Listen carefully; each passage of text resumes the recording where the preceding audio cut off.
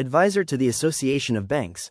The third strategy of the central bank is a new methodology for financial and banking reform.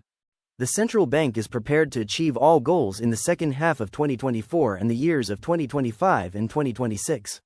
These are from the original white papers that we talked about a couple years back.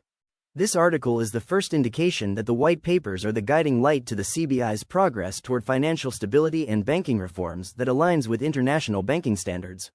You're not going to get Iraq to jump into the world market, the global stage, without being able to be competitive and communicate electronically. Platforms needed to be designed.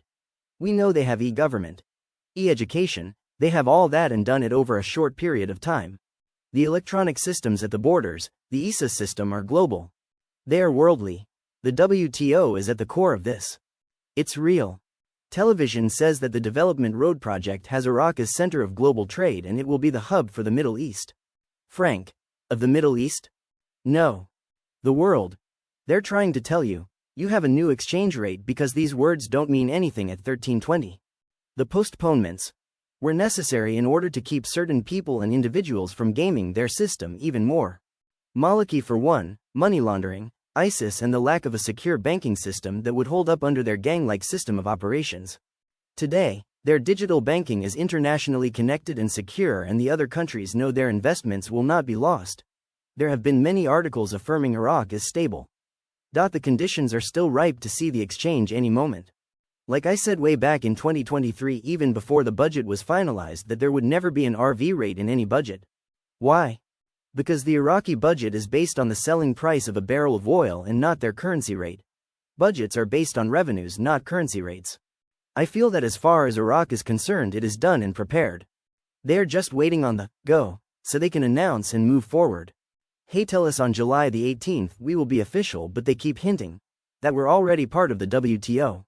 They got some guy from the WTO saying that the WTO got this on our WTO calendar already. The newscast saying that is the day Iraq is fully accepted with no holdback or limitations on our currency. Frank, this is very good news.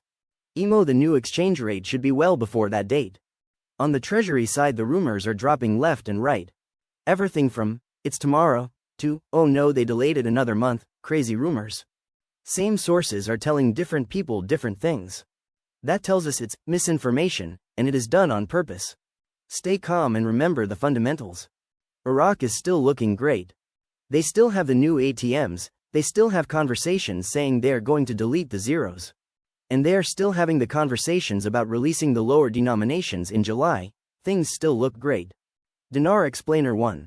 Why Iraq has two exchange rates? Quote, on a recent webinar organized by the Iraq-Britain Business Council, IBBC, Professor Frank Gunter of Lehigh University explained the causes and effects of Iraq's dual exchange rate. 1. Excessive demand for US dollars internationally. 2. Internal demand for dollars. 3. De-dollarization efforts by the New York Fed. The New York Federal Reserve has restricted dollar transfers to reduce dollar flows to Iran and Syria. They have also excluded over 24 Iraqi banks from transactions, which has increased the complexity and demand for dollars in Iraq. The economic expert, Qusay Safwan, identified the reasons for expectations of economic growth in Iraq reaching more than 5% in 2026.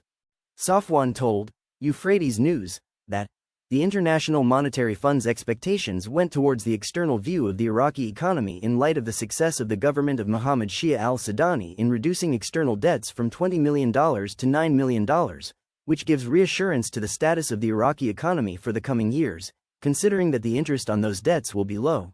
He added, there are also projects that the government of al-Sudani has started at the level of stopping gas flaring and investing associated gas in supplying electricity, meaning reducing outward cash flows to reduce the import of electricity and gas, as well as completing the FAO port in mid-2025 and entering the operational testing phase until it is linked to the European Union.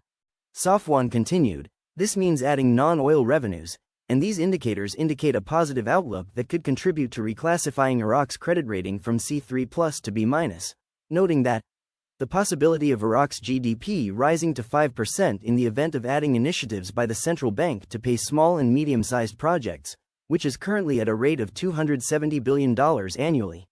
He added, Iraq is currently a partner with the International Finance Corporation, which is trying to rebuild Iraqi airports, and there are $2 billion that will be pumped into developing and expanding Baghdad International Airport, which indicates that there is confidence in Iraq's ability to operate these amounts and return them to lenders.